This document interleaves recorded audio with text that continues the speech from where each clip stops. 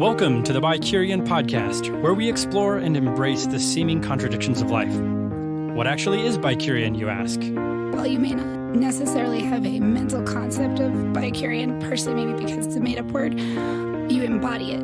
What's happening right now in terms of the divisions between us is a focus on that which is different. And lack of understanding and empathy for people's beliefs is no longer an excuse. And it is in the differences we carry in ourselves that we find the BiCurean moment. When you really dig into something, you're going to see some depth to it. It's not just a race thing. It's not just a conservation thing. It's letting go of the or to make room for the and. We embrace all of you. Welcome to the BiCurean. Welcome to the show. My name is Eric. And my name is Aisala. So, let's give a little background. This is our 27th show. Yes. We've officially been doing this for one whole year. 1 whole year plus this episode. And so with this episode, we decided we wanted to recap and touch base and talk about what the BiCurean philosophy is, what we've learned this year, what we've decided, some of the mission statement things that we've been talking about off the air, and share that with our listeners. Yeah, and I have questions. You have questions. I admit that I think from the time we started this, it has morphed in my head. So this is actually a really good exercise, I think, for me to go back and see, when we first started this, we had ideas, we had things we wanted to do. It did grow and morph and change over a year. A lot of podcasts don't survive a year. We are going strong. We've got big plans for 2019. We do. Well, and when I was originally sort of looking at all of the expert people and their podcast tips, one of the things that came forward was they said a lot of podcasts don't make it past their 4th episode, which obviously we've done. Yes. Or their 27th. Interesting. And I think that has a lot to do with the ways in which people will sort of say, I'm going to do this for a year and see how it goes. Right. And I know for me, the year was just the beginning because this is something I wanted to do for so long. And I definitely feel a sense of, okay, we accomplished and we did a year. And now let's see what this next year is going to look like. Right. And in that, one of the things that we started doing later in the year last year was having more guests on, which I think is good. And I do enjoy when we pick a topic and kind of do a deep dive into it. But also it's a lot of fun talking to people.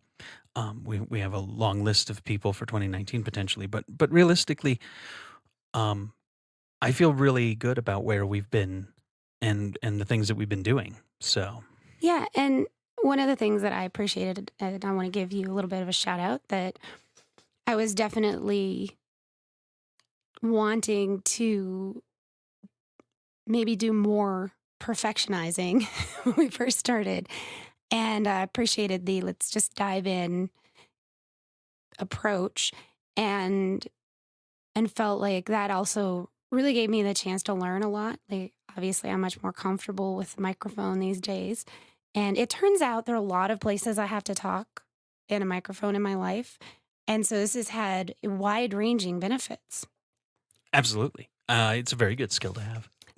Just not being afraid of recording and talking into a microphone and even, broadcasting, as it were. I'm not sure fear is the right word. Paralyzing terror was a more apt description. I mean, let's not diminish my accomplishment over this past year. Of overcoming paralyzing terror. Yeah. I think that when you achieve something like that in your life, it's okay to acknowledge the level to which you had to work. Absolutely. So paralyzing terror. Well, congratulations fear. on overcoming that. Thanks for helping me with that. Absolutely. So, you've got some questions. What are they? Well, one, a little bit about what I just talked about. So for me, in a very real way, learning how to talk into the microphone and feel comfortable and not, and also honestly, because I do the transcription, I've really, I can tell you that my diction is significantly better than it was because the AI can actually recognize what I'm saying. In what way do you feel like doing this podcast has helped you to either develop a skill or a comfort or connect to something that matters to you in that way? Absolutely. I have to say that the thing that I've definitely learned how to do the most in the last year is formulate my thoughts. And I think maybe a lot of our listeners can um, empathize with this a little bit. But, we live in a world where, especially these days, we're just bombarded with so many different things. And I feel, my blood pressure rise when I hear about certain things. And I feel reactionary and I feel like I want to do something and maybe make a drastic change to my life to be able to make an impact in some way or whatever. And realistically, having to do this every couple of weeks and the offline prep work that we do for shows and just discussing what we want BiCurean to be has really helped me with a skill in formulation and just organizing my thoughts. So the growth for me has been that I feel a lot more in touch with what I believe and who I see myself as and the message that I want to get out, because I have to think about things in almost that preparatory way. That makes sense. Well, I'm glad. I really enjoy the way you share your thoughts. So, excellent. And yeah, I mean, and it's just, it does feel good to have them organized. Our teachers were correct. So, what surprised you the most, or in the most obvious way? The most obvious surprise for me so far has definitely been some of the reactions from some of our listeners, and and things like on our Facebook and things, the other ways that we interact with people, and the feedback that we've gotten from people that we talk to directly who've listened to the podcast. In that, I thought we hit upon some really big hot button kind of issues, and those were sort of like cool. And then we did some things that I thought, oh, this is going to be kind of fringe. It's maybe just something people don't think about. They may not have strong opinions. And we covered those subjects and we got such strong reactions from people around them. And I think in that, the surprising part is that my ability and thought process around predicting what could possibly happen based on our subject matter is not something I can definitely count on. Like nowadays, when we pick a subject or a guest or something, I'm pretty open to being surprised about how people react to it.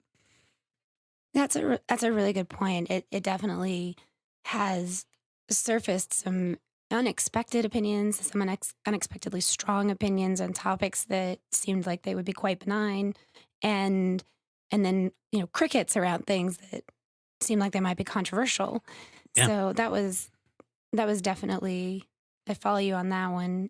I think for me personally, the biggest surprise is that we achieved the goals I set for myself around this topic, in that we have had people who see us as allies who identify as conservative. I do like that. We've got more than a few listeners that point to us as their sometimes more or less extreme left-wing friends with our social justice podcast that they actually recommend to people. And that's a big honor. Well, and for me, that's a litmus test that I want to keep applying in terms of recognizing that if we really are going to embrace the contradictions, if we really are going to counter polarization, which is, I know, so important to both of us, we have to be able to talk to people who have a different way of viewing the world and who have a different setup in their lives. And so that has been so meaningful to me that some of these folks have reached out and said they appreciate what we're doing, and that they're doing the same kind of work in their way in the conservative world.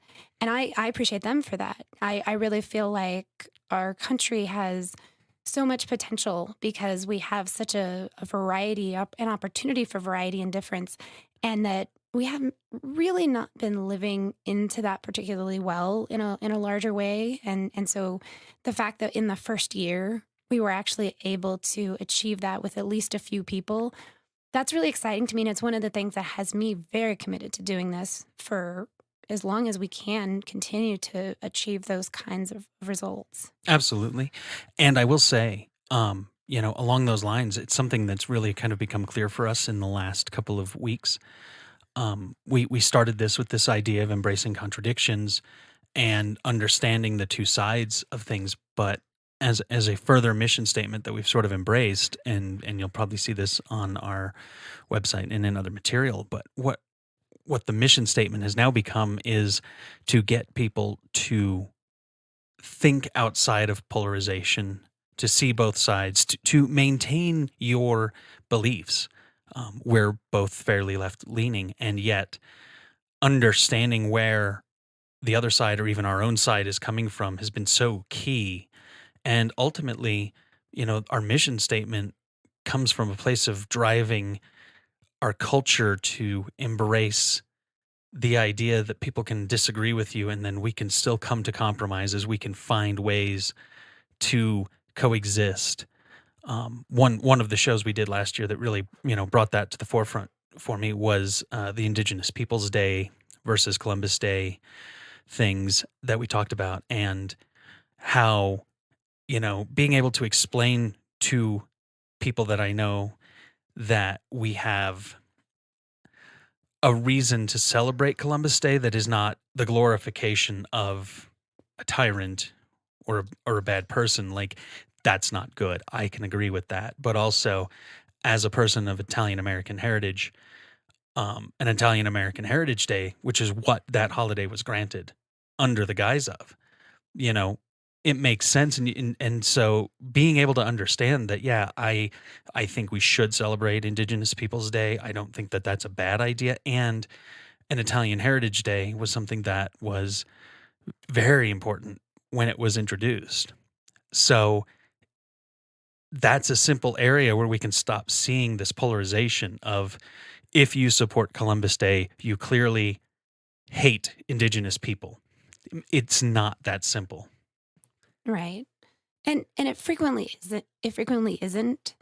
And that's something I've really appreciated digging into. And one of the other things that I really enjoyed about doing the show is I know that a lot of folks really are curious, and they simply just don't have the time to track down all of these ridiculous details that I find to be so fascinating. Well, yeah, And I love so, the research that you do, and you run it by me, and we discuss it, in the off-air time as we're doing show prep and that sort of thing. And I mean, you found so many different things that have really just opened my eyes to, like, wow, there's so much more to this story. So, one of the things I appreciate about what we're doing here is one of my favorite terms. We do the Paul Harvey on it, for anyone who remembers Paul Harvey, who used to tell us the rest of the story about interesting things that were going on. But it's true, right? We want to hear the rest of the story. And wow, I think right now it's so important to do that, to hear the rest of the story, to hear somebody's perspective when we're doing an interview, and understand where they're coming from, and just get a little slice of life as it exists for other people, so that we can keep some of our super polarizing ideas in check. yeah, and my personal experience is that most people are actually interested in hearing more of the story, the rest of the story. There's a distrust that folks have of people they perceive to be against them politically. Yeah. And so they're less open to the kind of back and forth that used to be a little bit more common. I remember I read a book called The Price of Loyalty. It was about a person who served in, I want to say, the second Bush's cabinet as a Secretary of Finance.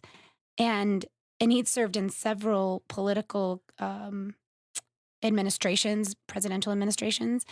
And one of the things that I really loved about how he talked about politics was he said, if you are, Republican, you come up with an idea, like some, reform idea or whatever, and then you invite as many liberals and Democrats to come and listen to your idea as possible because they're going to poke holes in it. And then you address those holes and you're going to have a solid policy. Some of it might be ideological, but they're not as on board with you. So they're going to be looking for stuff.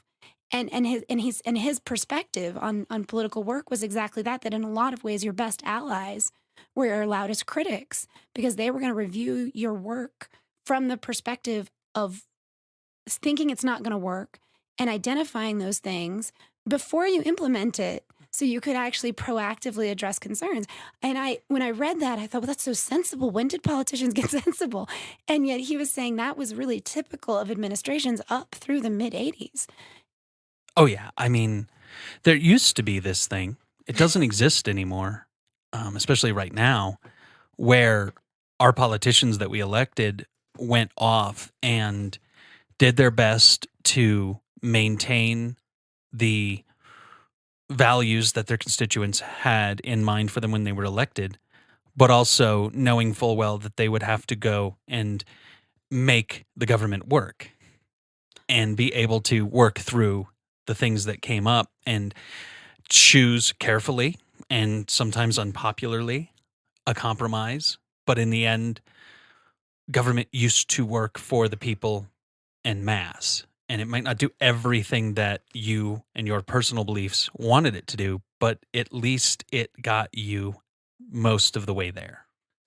Well, what's interesting to me is that the way that we talk about, reaching across the aisle these days, it's almost like we talk about that as if it's a goal rather than a process, as in the process to achieving something would be to work with everybody involved to come up with an idea or a series of implementable actions that are at least palatable or acceptable in order to achieve the goal by getting everyone involved.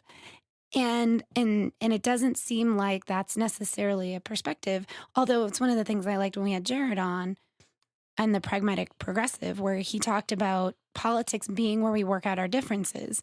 And that's also another perspective that I hadn't really considered. And yet when he said that, I was like, oh yeah, it's a really good point. We represent people or we elect people to represent us. And then they work out something together, and that's kind of working out our differences. It's a very it's a necessity. Yeah. We're a representative republic. Yeah, I don't want to go do it. Right. Like, I'm super glad there's people who want to deal with it. That's why I volunteer and I vote. And we're not mob rule. And, we elect That's people. They debatable. go in and they represent what they think is best for, their congressional district or their state. And they work through the government to do that. And in the federal government, yeah, I mean, it used to be that they wanted to serve people. And Well, I again, think they still do, though. they do, but the polarization has left it so that it's one strict idea. And if they can't get that, then it's pretty much all out war. Yeah, compromise has definitely become a dirty word, and it has definitely been reinterpreted to be perceived as giving up or selling out or not being ideologically pure enough. Right. And it does a disservice to us as people. I think without compromise, we end up in this situation we're in right now where we're sort of constantly beating each other up for having different views about what's important. Exactly. And that again comes down to our mission of countering that polarization so that maybe societally we will be able to get back to more of this idea that maybe it doesn't have to be the extreme one way or the other. Maybe there's a way of reaching a compromise. And there are certainly things that maybe, I know personally I have zero desire to compromise on, but in the end, we do it every day. And getting used to that to a point where our government can function and not necessarily shut down would be a positive thing culturally for this country. Yeah. Well, and one of the things that I recall, so after 9/11, many moons ago, I was sitting in church and I was, thinking about the Israeli Palestine conflict. And, as someone who's not involved, right? Like I live in America, it doesn't affect me. I sort of had this morally superior view of, well, why can't they stop hurting each other? Like it's such a waste of life. And those things are true for sure. Like it's a horrifically violent waste of life. And yet they have a deep emotional set of experiences that motivate their determination around it. And I had this moment of realizing I was in a conflict with a friend of mine, and I was pretty angry with her about some of the things that had happened between us and ways that she had behaved that had actually caused my wife at the time's job to be at risk, which would have been very bad for us. And I had this moment of awareness like, oh, if ending that conflict required me to genuinely forgive her and not be angry, that wouldn't happen. Like right now, even if I knew it could save hundreds of lives, I would not be capable of genuinely saying to her, we're all good. And so I had that moment of recognizing that it's so easy to say, why don't you just get over it when you're not emotionally invested or you don't feel impacted by whatever's happening?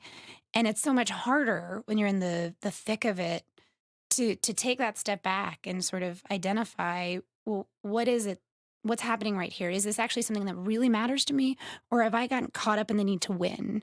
Or am I being reactive to somebody manipulating me around fear for their own gain? Because that happens a lot, right? And it happens on every side. The Democrats and the Republicans are both really good at manipulating us with a fear of what could happen because we've all experienced bad things. We know what it's like. Absolutely. Yeah, it makes total sense. So, back to our questions. Yeah, I have some more questions for you. What stressed you out the most this year on the podcast? Um, you know, for me, I do all of the technical stuff and we run this out of my studio. And it wasn't really stressful, but broadcasting is not something that I had had a lot of experience with. So, learning the ins and outs of it and getting this show produced from a technical aspect every week. I know you do a lot of the work with, topics and you do the transcription afterwards and loading it up and all of that. And then, my job was always the technical side. And I'm very pleasantly surprised that it all came together as quickly as it did. Yeah. I would say for me, it was getting behind. We went to Burning Man. I got behind on our shows, and I really am just barely catching up from that. I may never go away again. Or at least not without your laptop. I don't know. We'll see. So I will say one of the things that I appreciated that you did this year was write our intro song. Oh, thank you. Thank you for doing that. Absolutely. I like it much better. And thank you to Tim Murray for helping us record that intro. Yeah, he was really helpful. He did exactly what we needed. Yeah. So, what next? Let's see. That was kind of, what wouldn't you do again, if anything?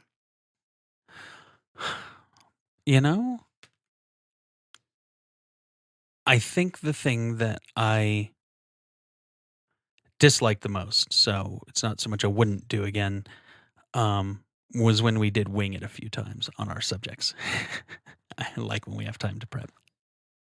Yeah, it definitely feels bad. We actually, one of those, the only one you let me re-record was one of those.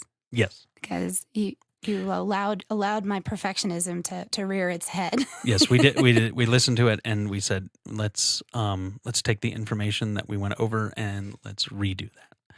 And that is one of the luxuries that we have. Yeah, that's one of the things that's nice about recording. Let's see. Did anything really excite you? Oh, so many things excited me. The Jared Paulus interview was amazing, and I feel so grateful and appreciative that he made time to be on our show, and that was in the thick of it. That was a month before Election Day that we were doing that, and he made time for us, and there felt like there was some inevitability about him winning the election, but you never know. And we went a few weeks ago to the inauguration party that he threw, and it felt like a culmination of all of these different things. And I felt like even just being a part of that, even just getting a chance to talk to him, to talk about what he wanted to do, to put that message out there, and then to see him on stage, thanking everybody and all of his supporters and all of that was super magical. So Yeah, that was really great. I get excited looking at our analytics. you do. You are an analytics person, so and I appreciate that about you because we are doing more in the way of just general marketing and talking about what we're doing. A lot of people may not know BiCurean is also something you're doing your personal consulting business on and things like that. And so there's a lot that goes into this that's more than just the podcast we do every 2 weeks for you. So the prep work and the recording and the ways in which we make the show happen are also parallel to you living this every day. I do have a day job that's different than what you're doing, but BiCurean in a lot of ways is your day job. So Yeah, it really is. I appreciate the work you do in that. Thanks. I would say the other thing that has me really excited was, and I'll thank Allie for this question, in that I for years have had this concept and I really have this belief that there's so much pain in the world because people are so uncomfortable with their contradictions, and that the modeling different ways that we can embrace our contradictions feels like it has such a positive possibility.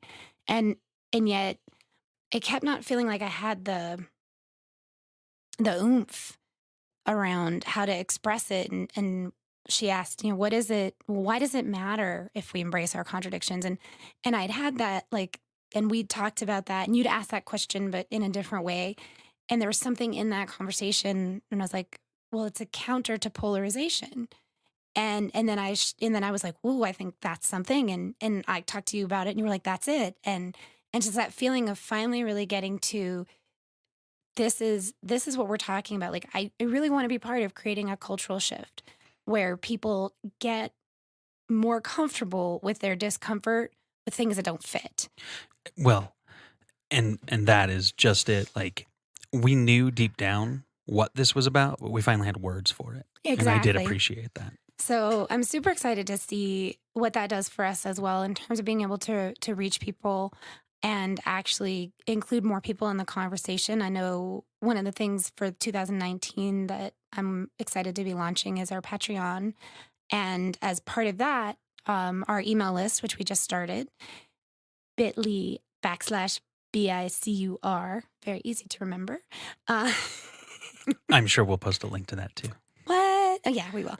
But for me, it's about really getting more people involved. I want people to participate in this conversation, obviously on their own, and also as part of some kind of community within our world. The Patreon can be a place where we can get folks to participate in helping us to identify guests or topics that are really relevant or would have the ability to have an impact, the kind of impact that we're looking for, get more allies, if you will, in getting this message out and really replicating these kinds of conversations so that, and once again, like if we can give people the information, whether through a guest or through research, so that when they're having a conversation with someone, they have something more than just their reflex or the rhetoric and propaganda. They actually have a variety of sources of information that they can use to help make those conversations just more engaging and kinder, maybe a little bit more kinder between people. Yes, exactly. And this is as good a time as any to put out the call to action for our listeners and the people that have been supporting us. What do you want to hear about? What things have you liked? What things haven't you liked? We are always open to hearing from you and covering topics that you might find interesting. So we're actively asking for that feedback, and we want this to be conversational. Yeah, it seems one-sided when you're listening to this on your phone or in your car or whatever, and we're talking into microphones, but this is a conversation, and we want to serve the purpose of providing the kinds of information that our listeners want to hear. So we want that feedback, and there's no better time to be asking for that than when we're starting this new year with kind of a new mantra and mission. Yeah, I agree. I want to acknowledge that for me, our year being February to February in terms of our show is actually really wonderful because February is my birthday. So I get to birth the new year of the podcast or celebrate that at the same time. It makes me happy. That is a great coincidence since we just picked a date arbitrarily to start. We did, and yet it's perfect. It is perfect. So I don't know if there's anything. Those feel like good things to walk on. I think like I said, this is our chance to talk to our listeners and let them know what our philosophy has been, and to prompt them for their ideas, and to let you know about all of the new things that we're going to be launching this year. So we're really looking forward to a great 2019. We really are. When let's see, we have a new show ending. Do you want to share it or shall I? Why don't you share it? Okay, I'll do it. Thanks for listening. Join our mailing list at bit.ly/BiCure, BiCur, and get episodes and blogs conveniently emailed directly to you. Learn more about us at BiCurean.com/podcast. And if you like what we are doing, please tell your friends about us and share the episodes that you find most interesting. Thank you. Thanks, and we'll talk to you soon.